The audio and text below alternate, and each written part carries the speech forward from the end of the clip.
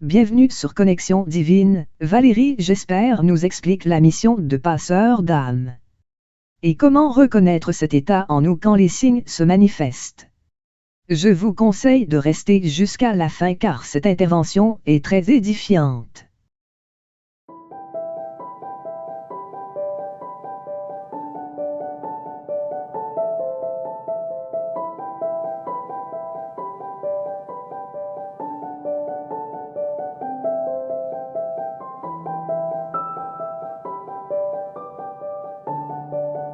J'aimerais revenir sur un sujet concernant les passeurs d'âme. Et avant de pouvoir parler de ce terme et ce que ça signifie, il me semble important de revenir sur une notion que l'on appelle donc les familles d'âme, qui est un thème très à la mode et qui est parfois galvaudé, ou en tout cas on peut y mettre beaucoup de choses ou beaucoup de fourre-tout, j'allais dire, à l'intérieur. Alors déjà sur ce premier point, c'est vraiment important de prendre conscience et d'être très prudent et d'avoir du discernement par rapport à ça. Pourquoi ? Parce que c'est encore une possibilité pour l'ego d'aller vers une identification, de se rassurer, d'essayer de se dire j'appartiens à quelqu'un et finalement je suis bien quelqu'un parce que quelque part, même si je ne le maîtrise pas, ouf, j'ai bien quand même une mission où il y a bien quelque chose et peut-être même ça va me permettre de me guider dans les actions que je vais devoir entreprendre dans ma vie. Donc il faut être très très prudent par rapport à ça, dans le sens aussi où effectivement il y a eu une certaine classification qui a été faite notamment par Marie-Lise Labonté dans un de ses livres, qui explique les différentes familles. Alors il y en a 12, enfin 13 pratiquement. Surtout, ce qu'il faut comprendre à ce niveau-là, c'est qu'il n'y a pas que des familles d'âmes. Et en fait, dans le processus de l'âme, à la source, en tout cas à la naissance de cette âme, sur le départ, effectivement, il y a un espèce de rayon, ou en tout cas une porte vibratoire par laquelle l'âme va passer et qui va donner un certain nombre de caractéristiques qui peut s'apparenter, ou en tout cas, c'est ce qui a été nommé famille d'âme. Mais il y a d'autres rayons et d'autres portes vibratoires que va passer cette âme, notamment il y a toutes les familles divines. Et puis bien d'autres rayons jusqu'à la constitution du corps physique, après quand on s'incarne en être humain, où là on va prendre des caractéristiques, j'allais dire, beaucoup plus tangibles et denses, qui vont nous permettre de venir travailler plus précisément notre chemin de vie, en tout cas dans cette incarnation, suivre notre évolution, et avec toutes les leçons qui vont aller avec.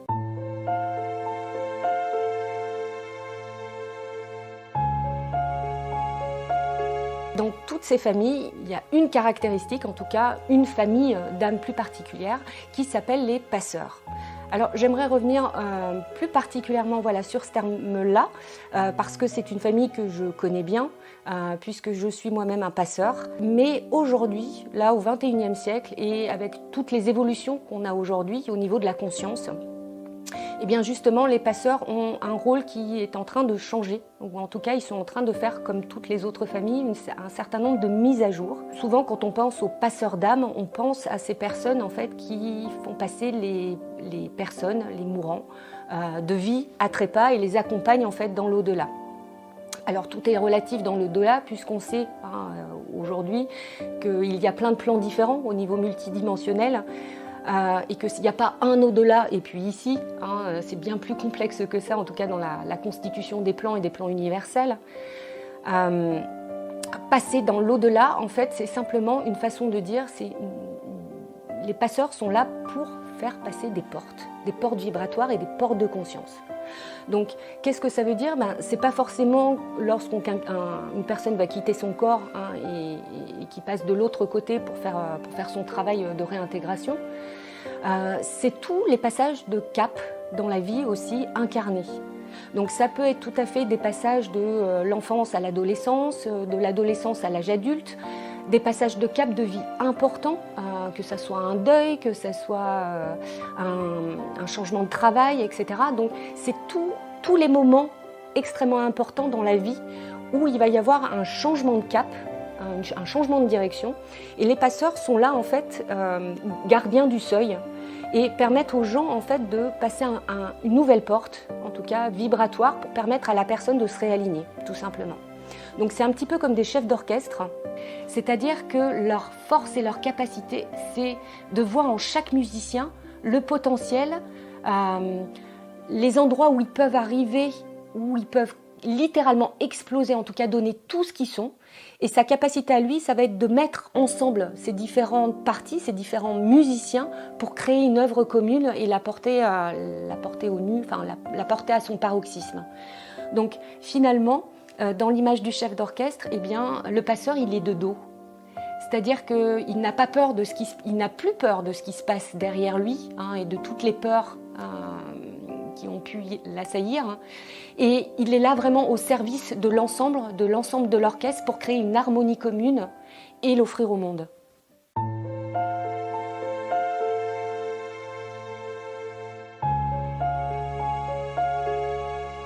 La mission d'un passeur, c'est de transmettre. C'est un transmetteur, c'est une antenne parabolique entre ce qui se passe ici sur le plan physique et ce qui se passe de l'autre côté. L'objectif étant de transmettre en fait les énergies divines, hein, ici sur Terre, c'est de faire descendre le divin en fait manifesté. Mais surtout d'être là au bon moment pour accompagner les gens. Leur mission, c'est d'accompagner les autres sur leur propre voie, leur propre chemin, et de permettre aux autres finalement de faire leur propre pas. Par essence, un passeur, il va avoir en lui une motivation interne qui est extrêmement forte. C'est-à-dire que quand on les côtoie, ils ont un certain enthousiasme, une volonté d'avancer, une certaine perspicacité. Ils sont souvent pertinents, hein, donc vous voyez que j'emploie pas mal de mots commençant par la lettre P. Ce sont en fait finalement dans l'âme de véritables coachs. Hein, ils sont là vraiment pour aider les personnes pour les conduire en fait sur le bon chemin. Ils ne savent pas forcément quel est le bon chemin, parce que ça appartient à la personne, mais en tout cas, ils vont tout faire et tout mettre en œuvre pour que la personne puisse finalement se poser les bonnes questions. Donc, ils peuvent être aussi bien thérapeutes. Alors, thérapeute, ça va être surtout dans des domaines qui touchent plus à l'élément air. Donc, ils vont être très doués pour tout ce qui concerne la parole. Hein, et donc, toutes les thérapies qui va utiliser la parole, hein, que ce soit la sophrologie, que ce soit l'hypnose, la thérapie par les sons, hein, tout ce qui va utiliser l'élément air, parce qu'ils ont en capacité et un lien extrêmement fort en fait avec tout ce qui touche le verbe. Et le verbe est créateur, donc créateur de nouveaux possibles. Et un passeur, c'est ça, c'est un explorateur des possibles. Il ouvre des champs. Donc ça peut faire d'excellents romanciers, d'excellents artistes,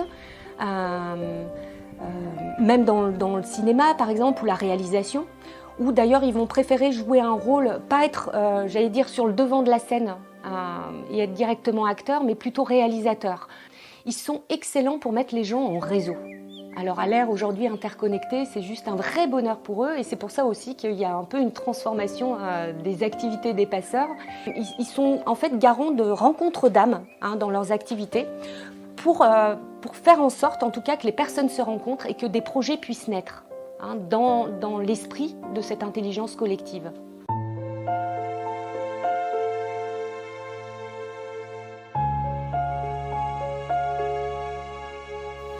Donc, caractéristiques, j'allais dire, plus psychologiques, plus humaines, de reconnaître un passeur, évidemment. Donc, comme je vous l'ai dit, ce sont des personnes qui, généralement, ont des capacités subtiles. Ils sentent les choses, hein, ils sentent ce qui ne se voit pas, ou ils voient, ils captent, hein, et souvent depuis la tendre enfance, avec une prédominance, généralement, pour la capacité de clairvoyance, c'est-à-dire qu'ils ont une vision assez claire, une vision intérieure de ce qui se passe.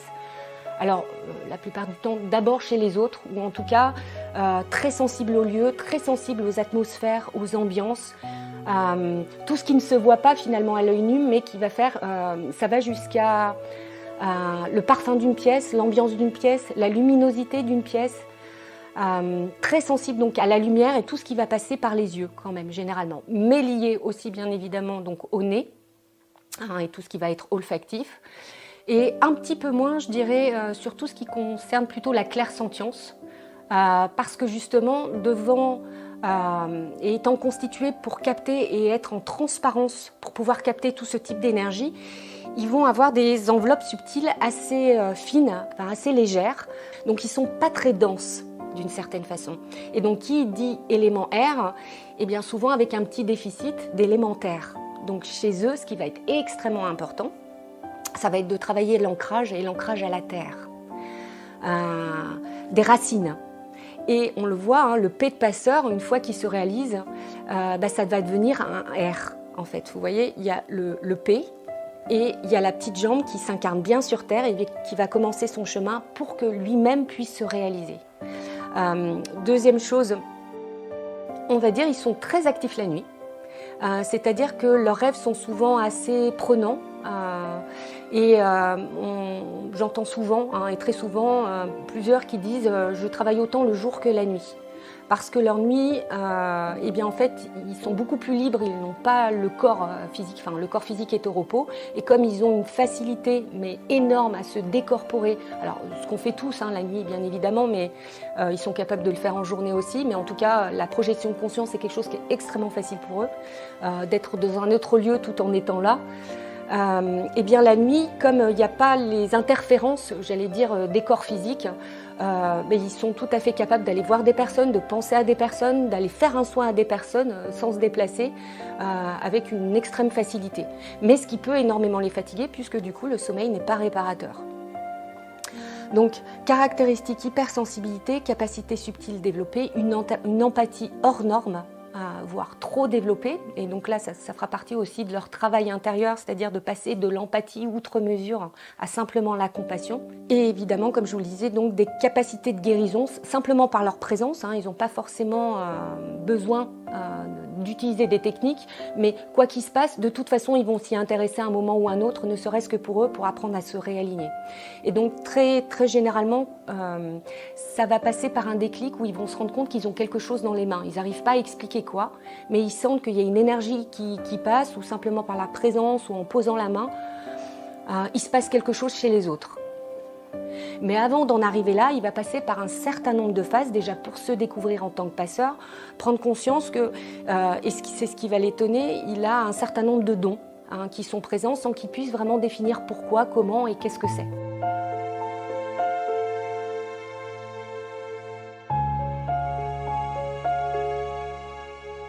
Quand on en revient au P de passeur, il y a un alignement très précis chez les passeurs. Cet alignement, pour pouvoir capter les informations des différents plans subtils et des différents plans universels, ils vont se servir bien évidemment de leur coronal, du chakra coronal, et notamment, pour cela, la glande pinéale. Et il y a un alignement entre la glande pinéale, la glande pituitaire, plus au niveau du troisième œil, et donc les pupilles, au niveau des yeux, cette façon de capter la lumière, d'où elles viennent, pupilles. Ensuite, on va avoir les poumons, tout ce qui va être lié à la respiration et au souffle.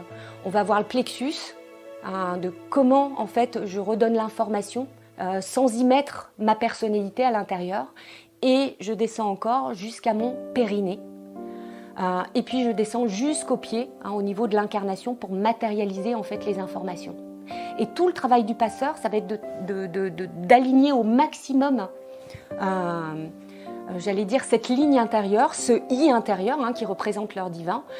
Très généralement, que ce soit sur les plans du haut, on va dire sur les chakras du haut, tout ce qui est mental, donc la pinéale, le troisième œil, va fonctionner plutôt très bien, voire trop. Et toute la problématique, ça va être d'apprendre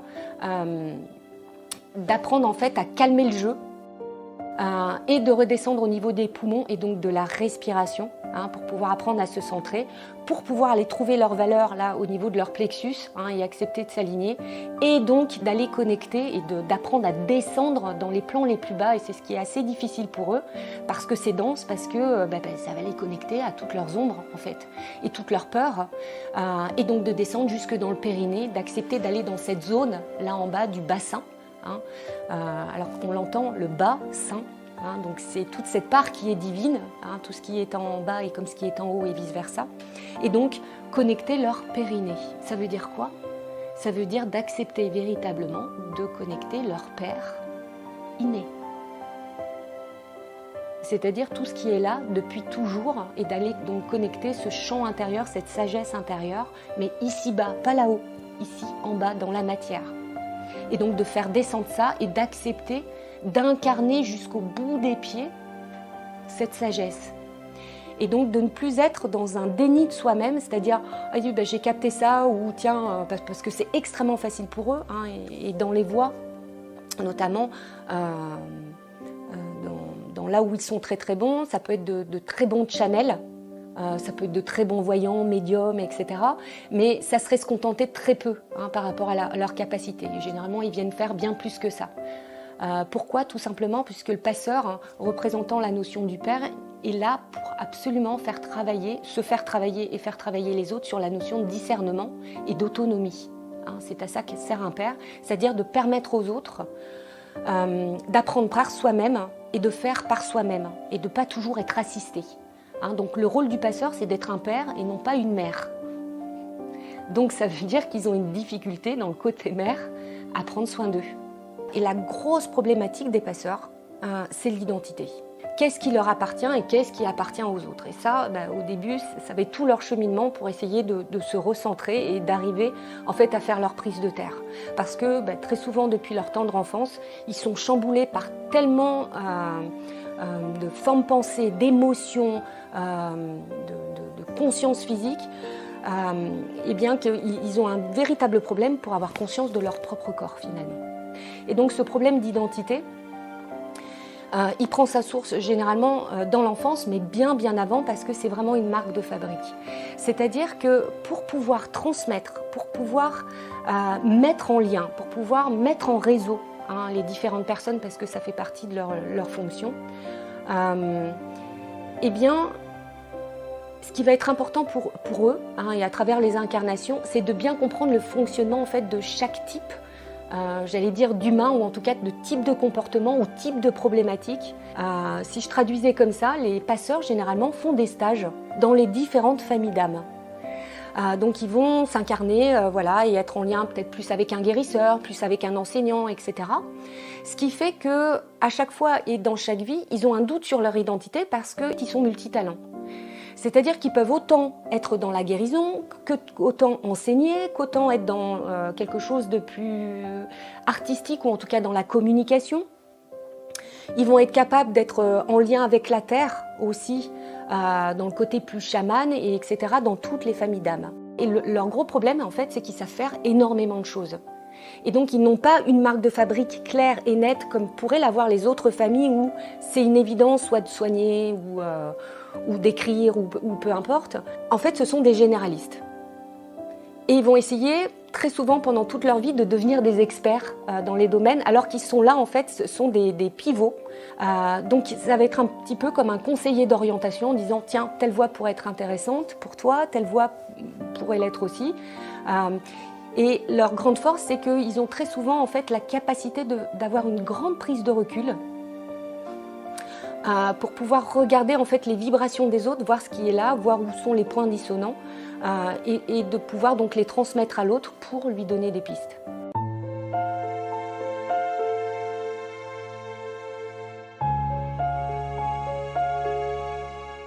Donc ce problème d'identité va générer quoi? Eh bien généralement depuis la plus tendre enfance, hein, où c'est là où tout se constitue, les passeurs vont souffrir d'un grand manque de confiance en eux, d'une dévalorisation assez forte.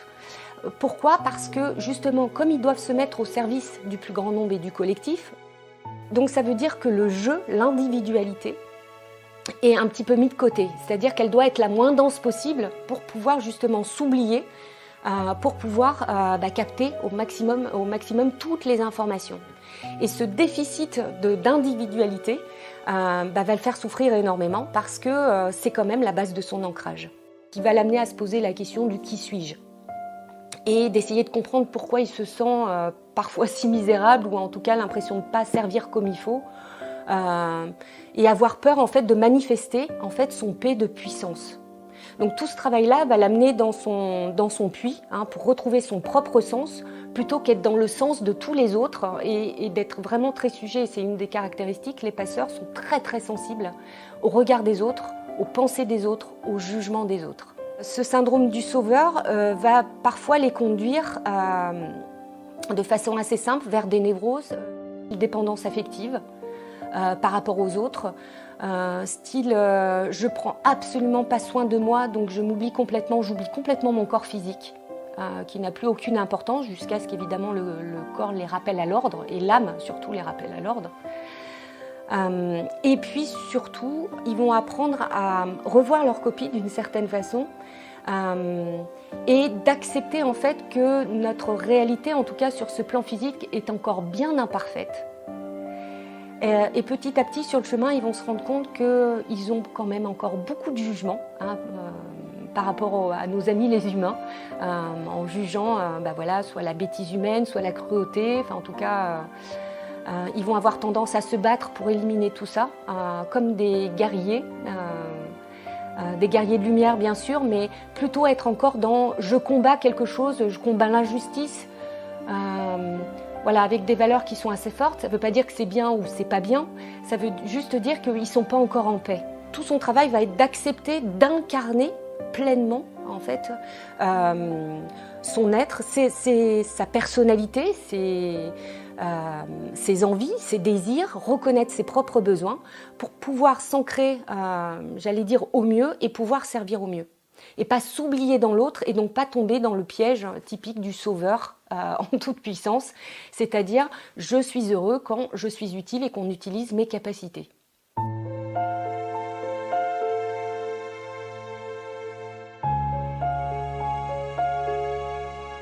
Dans leur apprentissage, eh bien, ils viennent particulièrement apprendre la notion de recevoir. Donner, c'est pas un problème, mais donner, c'est pas donner si on ne sait pas recevoir. On ne peut donner que ce que l'on est, ce que l'on vibre, et avoir la prétention de donner à outrance, que ce soit du temps, que ce soit son sang, voilà, eh bien, c'est s'amputer de soi-même d'une certaine façon. Recevoir, ça veut dire quoi? Ça veut dire se voir à nouveau, recevoir. C'est accepter de ne pas voir que l'autre, de ne pas ne vivre qu'à travers l'autre, mais c'est accepter d'apprendre à se respecter soi-même, parce qu'évidemment, quand on est dans ce respect de soi-même, on peut apprendre à véritablement respecter l'autre. Respect voulant dire je reste en paix. Et on arrive donc à ce fameux P de passeur, qui a entre autres, j'ai oublié de le dire, dans ses problématiques, en tout cas le travail qu'il a à faire, eh bien à se détacher, et c'est un gros travail, de cette nostalgie de l'ailleurs, c'est-à-dire ce monde absolu, parfait, ce monde d'harmonie, de félicité, qu'on recherche voilà, en travaillant de façon plus spirituelle. Sa volonté, c'est de le faire descendre sur Terre, mais pour le faire descendre sur Terre, eh bien, évidemment, il faut qu'il l'incarne et qu'il accepte pleinement lui-même d'être dans cette paix et donc de renoncer véritablement à essayer d'être toujours de l'autre côté et à être dans cette paix infinie, cette paix de félicité, donc à fuir dans plein de pratiques spirituelles pour ne pas être ici et maintenant. La vocation du passeur, donc celui qui est gardien des seuils, des différentes portes, ça va être d'incarner complètement cette lettre P de passeur, qui va être associée en fait déjà sur la base au niveau plus psychologique à la notion du père. Père dans le bon sens du terme, c'est-à-dire apprendre à être un père pour soi-même, c'est-à-dire à connecter sa propre sagesse, à savoir se guider, à savoir passer à l'action juste, sans être dans la réaction, de savoir poser ses pas, justement pas à pas comme un papa, si j'ose aller jusqu'au bout. Donc être un père dans tous les sens du terme, et ça il va l'expérimenter.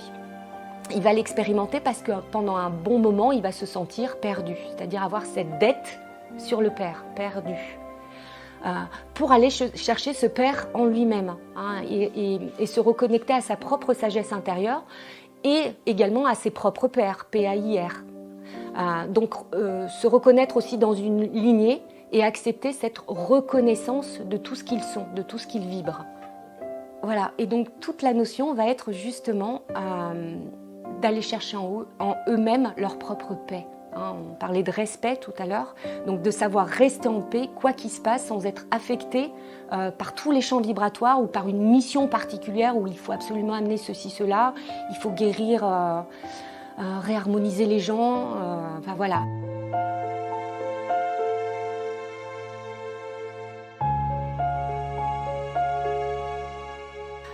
Une des grandes peurs du passeur, c'est la peur du rejet, en particulier. Donc rejet des autres, de ne pas être accepté pour ce qu'ils sont, mais simplement pour ce qu'ils font. Peur viscérale de sa propre puissance.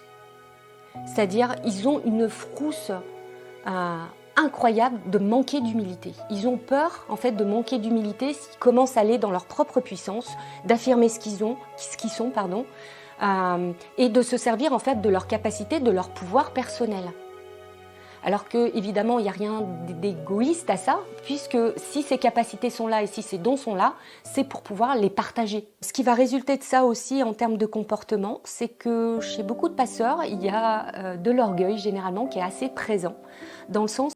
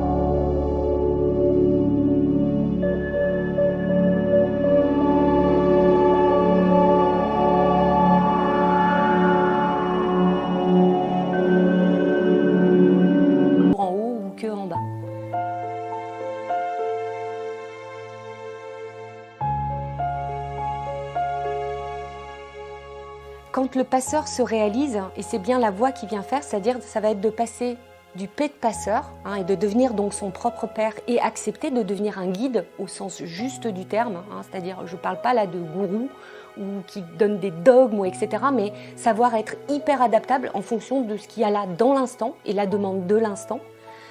Eh bien le passeur va arrêter en fait finalement de se prendre pour la porte. Quand il s'est cristallisé et qu'il s'est oublié lui-même, en fait, il a fini par se prendre pour la porte elle-même. C'est-à-dire, il est cristallisé dedans et il pense qu'il fait que ça. Pas du tout. En fait, il a sa propre évolution et lui aussi doit passer les portes. C'est-à-dire qu'il est là pour ouvrir des champs vibratoires, des portes, permettre aux autres de passer ces portes. Et quand il accepte ça, ça veut dire qu'il se remet en route. Et c'est là qu'on voit qu'on a cette lettre P, donc qui devient pleine, de cette pleine conscience. Et il va y avoir donc cette petite jambe qui se met en route et ça va créer donc la lettre R. On passe du P au R. Et quand le passeur donc se met en route, il se met en route vers sa propre réalisation. C'est-à-dire qu'il a accepté d'intégrer totalement son incarnation. Donc il s'est guéri de cette nostalgie de l'ailleurs, il accepte parfaitement d'être ici et de jouer son rôle et de servir au mieux. Il va pouvoir en fait permettre aux autres de se responsabiliser. Donc il va toucher les notions de l'élément R, mais dans le sens cette fois très positif du terme. Donc responsabilité. C'est-à-dire apprendre à responsabiliser l'autre et ne plus agir pour l'autre en termes de sauveur, soit en étant sa mère, soit en étant son père. Il va maîtriser la respiration et donc le ici et maintenant et le moment présent.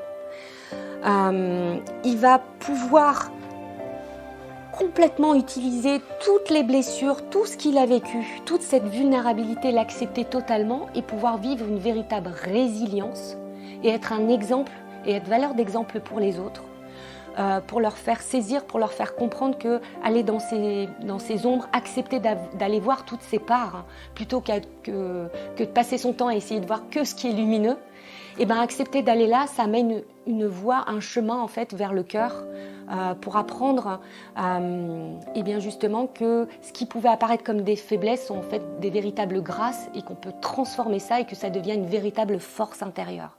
De comprendre que toutes ces peurs, toutes ces ombres, tout ce que j'ai pu traverser, eh bien, je vais pouvoir en faire une force intérieure sur laquelle je vais pouvoir m'appuyer pour pouvoir accueillir encore mieux les autres, comprendre leurs souffrances et surtout avoir l'intime conviction et l'intime foi que tout ça a bien un sens.